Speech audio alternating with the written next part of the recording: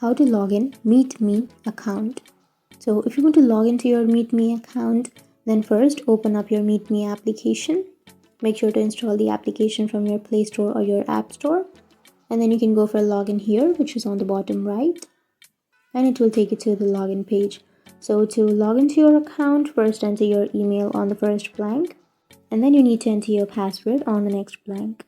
And once you enter your email and your password, you can go for login.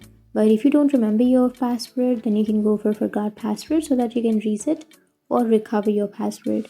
But if you remember, then enter your password and your email and tap on login. And once you tap on login, your account will be logged in. So that's how you log into your account on MeetMe. And if you have any questions, feel free to comment below. Thanks for watching.